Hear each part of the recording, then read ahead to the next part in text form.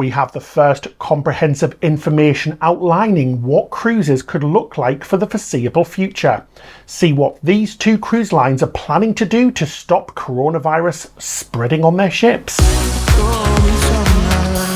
Well, ahoy there, cruisers. We're Cruise with Ben and David. We hope you are safe and well. So let's take a look at these comprehensive plans. These plans are coming from two different cruise lines, the American Cruise Line and the American Queen Steamboat Company. You can check out the links in the description section below for a full breakdown of what each cruise is going to be doing and all of their plans. We're just going to bind them together into some easy to digest sections. That sentence is not easy to digest, I know, it really isn't. It? Let's take a look at pre-cruise. So they're going to have contact with you before you even book and sail, just to check things like your health, eligibility, and for those who wish to cruise, whether or not you're going to be able to cruise with any conditions you have. This is going to be done to protect passengers and crew alike. At check-in, there's going to be a medical professional who will perform a set of health screenings. They're going to have the authority to deny anybody boarding if they think anybody is at risk. You're also going to have to fill out a medical travel screening survey. We said a while back that these were going to make a return, and this look like they really are doing. You're going to have things like your temperature checked. All forms will then be reviewed before you're allowed to board the ship. Only those who pass everything will then be allowed to board. Next, let's take a look at some of the boarding procedures that are going to be happening when you arrive at the port. Well, as we guessed, there's going to be gangway screenings, and the gangway is going to be the only access point to the vessel. So everybody who gets on and off the ship will be going through this one access point. Any visitors will require 24 hours notice for medical screenings before they come on board. So this is people like contractors, press, media, family and friends of the crew, and other people like that. Thermal cameras will be there taking your temperature, and these procedures will take place at every single port on the itinerary. There'll also be luggage sanitation in place prior to loading the luggage on the ship. There'll be a denial of boarding to anybody who has travelled internationally for 14 days prior to the cruise. This counts us out. Yeah, that counts us out. Just a reminder, guys, these are both US-based cruise lines, so this means anybody who's travelled outside the United States. There'll also be a medical tent at the port for the pre-boarding screening, because there's going to be a lot of screening before you get on the ship, so they need that extra space. And the pre-board screening in the medical tent will be checking your oxygen and your temperature. The whole boarding process will be touch-free as well. So as you can see, it's quite a comprehensive screening there. They've obviously put a lot of time into this. Next, things that are going to be happening during the cruises.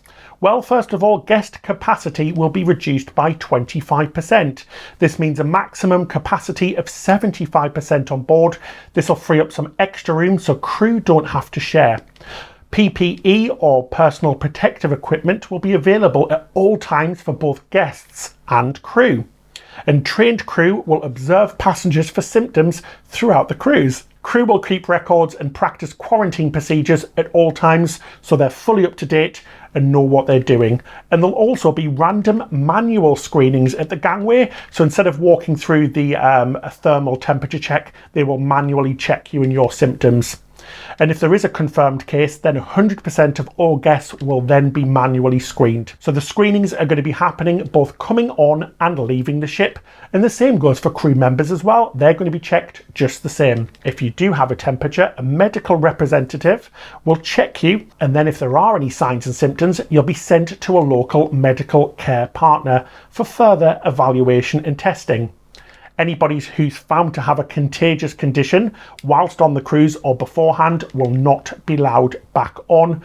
And as a precaution, public bathrooms will be closed, meaning you're going to have to use the bathroom in your own cabin. There'll also be increased time between each cruise to allow for a full vessel sanitisation. There's also going to be a reduction of crew movement in the public spaces and reduced shore leave for them as well, which is a bit of a shame. Let's take a look at some of the cleaning and sanitation that's going to be happening on board the ship, so possibly one of the most important parts as well. So there's going to be new training procedures in place for all housekeeping and sanitation staff, and there's going to be increased sanitation of all contact surfaces. So this means things such as handrails, tables, chairs, door handles, telephones, you get the drift. Anywhere where you are making actual contact with a ship, there'll be increased cleaning of that area.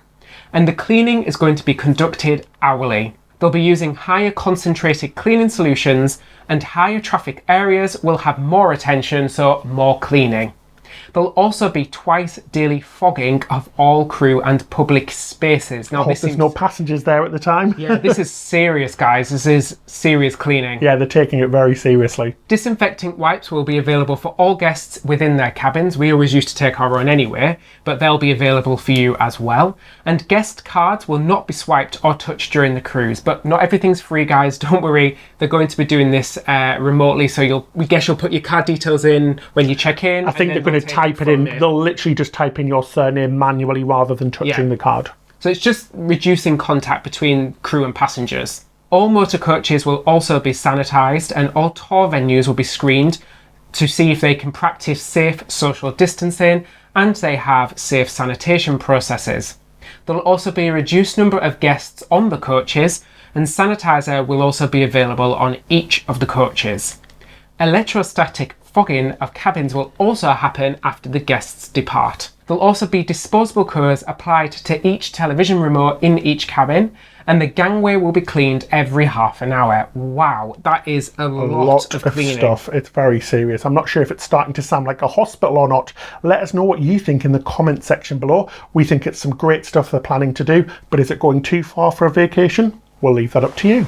So next up is everything dining and drinking on board. On board, you'll find extra hand washing stations, as well as all buffet and self-service being suspended. We obviously thought this was going to happen. All communal condiments, things like salt, pepper and ketchup, are going to be replaced by single-use sachets, as well as menus being single-use paper instead of having a reusable menu each time. It'll be chucked away after every person's used it. Well, not every person's used it, one person's used it. When a guest leaves a public area, such as a bar or table, the crew will immediately fully clear and sanitize the area. All table items will be removed each time a table is vacated during dinner. So things like crockery, glassware and cutlery will be washed even if unused. This is going to be a lot of work for the crew. A lot of extra work for the crew, yeah. The crew will be taking sanitised logs, which will be accurately maintained and updated throughout the cruise, as well as all tables, chairs and countertops will be sanitised every hour if they're not being used. So some of the onboard resources that are going to be available, well, each vessel is going to be equipped with a certified onboard medical representative. This representative will assist with urgent medical needs and will also coordinate with shoreside medical centres if they need to. Passengers can talk to the medical representative before their cruise or during the cruise over the phone as well. The ship will also have full quarantine procedures in place if they need to use them. What do you think about it? What's your opinion on it? Would you still cruise at this time with those sanitisation and measures in place? It really does sound like they put a lot of thought into it, doesn't it? It does. Now, does this encourage you to cruise more, or does this put you off cruising? We want to know what you think in the comment section below. Let us know what you think about all these procedures.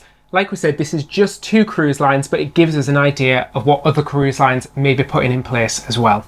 Yeah, thank you so much for watching again. Please subscribe for all of the latest news and cruise news, as well as some amazing videos. Once we get cruising again, we'll have things like ship tours, vlogs, and advice and information shows. And thank you to all of our patrons as well. Yeah, big thank you to our patrons, particularly our captains.